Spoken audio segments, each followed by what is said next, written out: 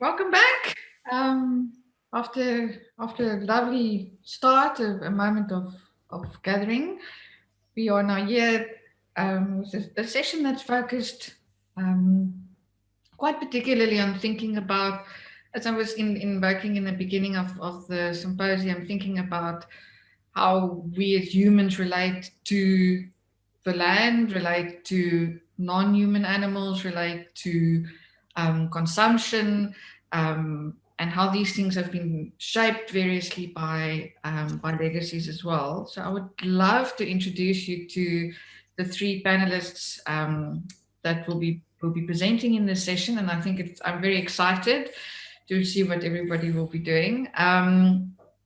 Firstly, we have Zayaan Khan, and from her bio, she tells us that she works at unhinging our dependence on neoliberal consumption through storytelling, which is it's such a beautiful description that there's something about the embodiedness of reflection and caring for how it is that we exist and relate to the particularity of the place that we are in. And then Dr. Susan Levine from the University of Cape Town. We were particularly interested in hearing from you, Susan, because of your book, The Children of the Bitter Harvest. As you might imagine, intersections here with labor and an industry like the wine industry in the Western Cape being something that is used for PR and tourism, but in fact has a difficult internal structure. Then lastly, we will have Faruza Abrams, who's going to do a demonstration, I understand, a cooking demonstration. So that is why I invited all of you to join us with your lunch. Yeah, we are separated by Zoom, but we are together. We are trying to gather around the table as well. And Faruza is a food enthusiast. She has many food experiences that she hosts, but specializing in especially Cape Malay uh, culinary legacies. And she writes currently writing her second cookbook. So we look forward to seeing what you will be making today. So with that, I'd like to hand over to Zayaan. Is that right? Is that okay? Mm-hmm. Thank you. You can hear me, everyone. Eh? Yes, everything.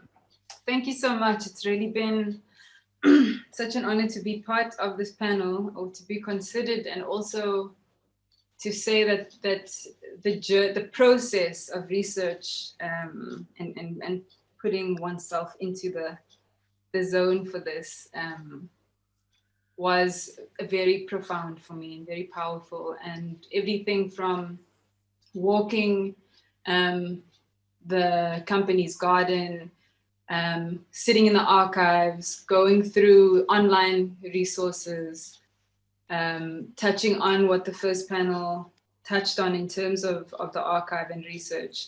A lot of that, the information was pregnant, the story was pregnant, and there's so much that lives in archives, yet is silent and silenced. And so I hope in this short period that we have together, and at least my offering can open up a little bit of the fringes of that. I have recently had a baby, and my brain is not as flowing as it used to be. So I've had to write something. And so thinking in terms of food, the legacy or inheritance of our food, what we eat these days, comes from a long line, comes from many positions of care and caregiving to allow us to be kind of nutritionally nourished from in utero all the way through.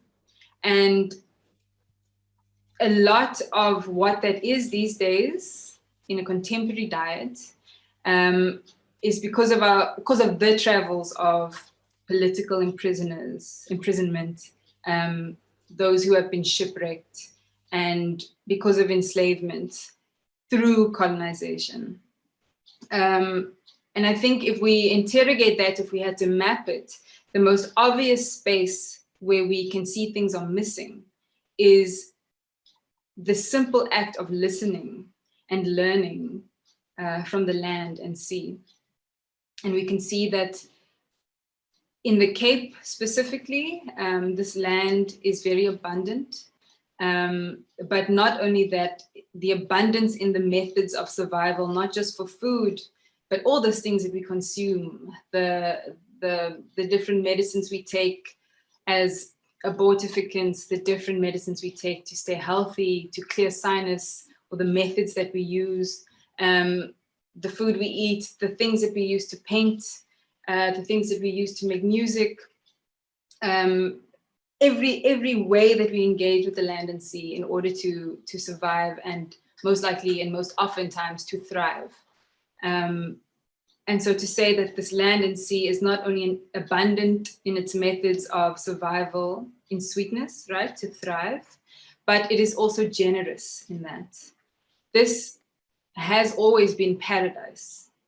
And this is one of the reasons why, particularly the Dutch, forced their way to stay, mostly around sweet water. But it has always been, seen as paradise. It was always visited by so many people from around the world. But between the Dutch and the British, the ecocide of animals and plants and people ensued. Okay, so how to tell a part of this story, this huge ancient story, succinctly? This story of enslavement is one of the loudest silences we experience. And for myself, being very hypersensitive to this, I went to visit the Under Cover of Darkness exhibition to allow these stories to emerge and to flutter up and see what duty would be handed to me. And it was very clear that the story was hinged on plants. From that very kind of sliver of that so-called slave tree that you see at the entrance to the exhibition, to the company's garden in its entirety, and the influence this site has had on enslaved peoples. In particular, that of Susanna van Bengal, who worked there at the company's garden and was accommodated as what we now know as the Slave Lodge Museum. Susanna, who I can only gather experienced that immense rage in her condition of being an enslaved person, but of postpartum motherhood as well. And like I've experienced, could not produce milk for her baby, but she was left alone to suffer the screams of a hungry child. And in her rage, she strangled her baby daughter. And she was not successful, but her daughter did pass later. And she was sentenced to death at sea. This sat with me very heavily, and it's out of all the stories that there are only these tiny slivers of. But I then tried to trace what would it have been like to work at the company's garden? What kind of labor, what kind of duties were put onto people? And so trying to find the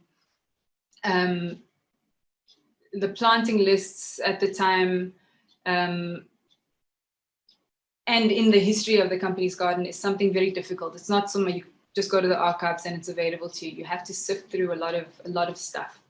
And so we have some indication of what that could be. And then I've kind of guessed as to what others they would have been. In terms of the botanical histories that this particular peninsula has experienced, often very violently. So I wrote a few pieces for this presentation, and I made 2 short films, but you will only be seeing, I've only chosen to show you one, which you'll be seeing now. And then I also wish to preface this to say that I'm not a filmmaker, and this film should really be viewed as a gentle support to the narrative, as my duty as storyteller. And if time allows, I will read the narrative of the second piece, which is called Swallowed at Sea.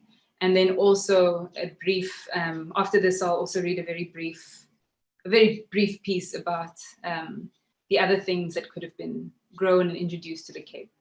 So I think, Carine, if you've got the film, eh?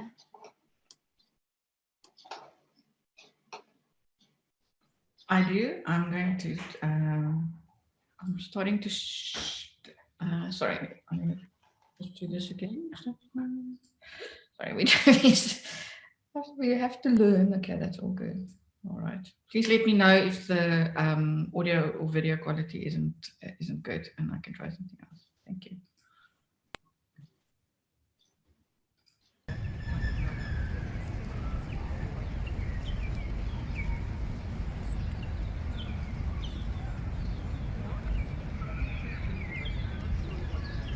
The Rose Garden.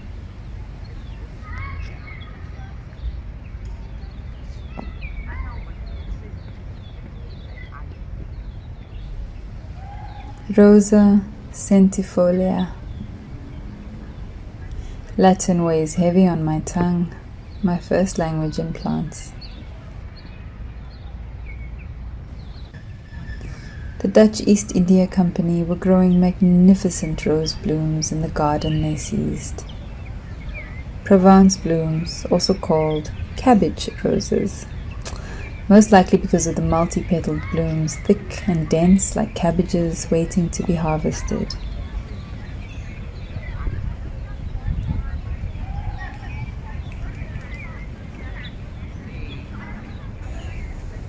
One of the parents of this rose is the Damascus rose, famous for the perfume absolutes and rosewater hydrosols. These heavy-set blossoms, thick and wealthy in petals. More biomass per area, this gentle Syrian rose.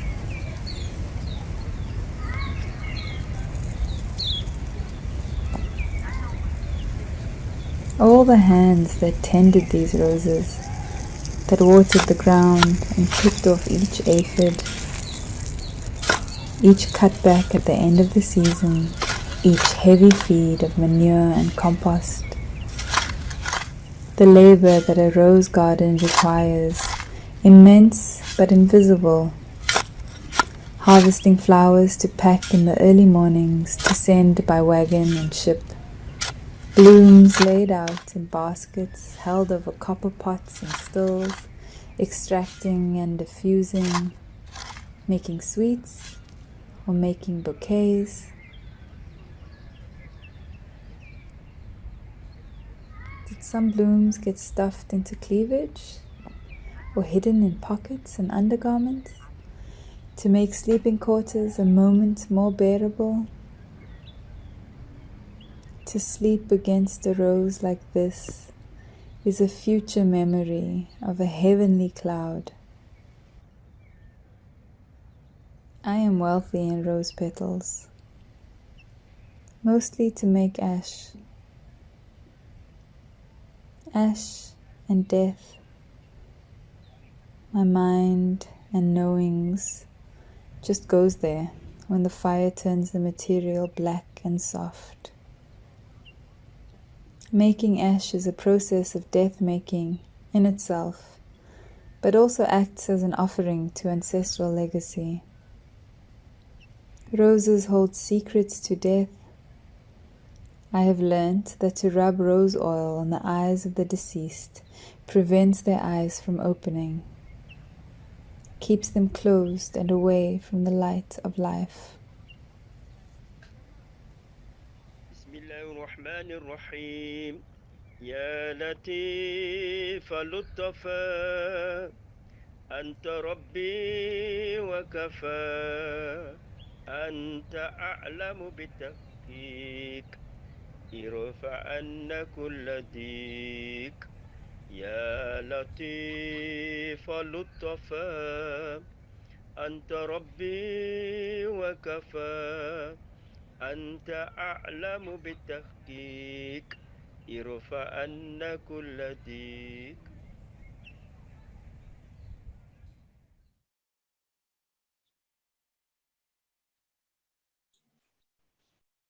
Oh, hello.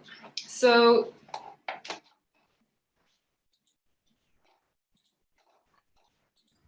You ready? You can continue. yes, everything's just closed. So thank you very much. So roses is an interesting plants to work through because they traditionally are from further East Asia and Southwest. So for them to have arrived here and be and flourish, you know, I mean, hundreds and hundreds of years ago, and for there to have been a designated space for them, really, as well as all the other plants that were grown here, really speaks volumes of the kind of work that the multinational companies, that the VOC, for example, were. And this sense of entitlement that taking plants and exporting them and growing them and hybridizing them and everything, without that consciousness, makes us, it gives a clear kind of understanding about the attitudes of the colonizers at the time. And so I just quickly, briefly, I've got a few minutes. The second piece was around these plants. It doesn't have a name, but camphor, pomegranate, bay. I wonder what else they must have grown. Figs, chestnuts, citron, with their many so-called explorers stealing into the veld, into the mountain. Pomelo, lemons, oranges, grenadellas. Imagine digging out bulb and succulent, slicing leaves and barks. Imagine pulling whole dizers off their perch. I imagine they had beds of amaryllis bloom signaling the end of summer, echoing the sights of the peninsula as it was, this mountain with bright pink stockings. Fig tree, artichoke, cauliflower, wheat, herbs, ixias, crassulas, cucumakrancas, orchids, eucomus, gladiolus, chinchorn cheese, lachanalias. What a sight this garden must have been. But what did they tear down to create it? The other thing that that has become a space of discomfort and ultimately comfort is the interrogation as to why it is okay, why I can do this work, or this kind of self-decolonizing work, because it is very sacred work, and is my work enough to do healing, not just for land and sea and those legacies, but also for myself. And a space that I found, which is very curious for me, because it's often not an identity I carry heavily, is the space of Islam. And how in the history of the Cape, Islam was a space of resistance and a space of political education. As Islam entered into the Cape through prisoners of war and building community and interrogating the state as it was those initial 100 years or so. I'm mindful of the time, so I'm also happy to send or post the Swallowed by Sea into the Q&A section. So I think I'm going to leave it there and say thank you very much. Thank you so much, Zayaan. That was lovely, and I agree with what Tanya was saying. It's poignant, very beautifully and poignant.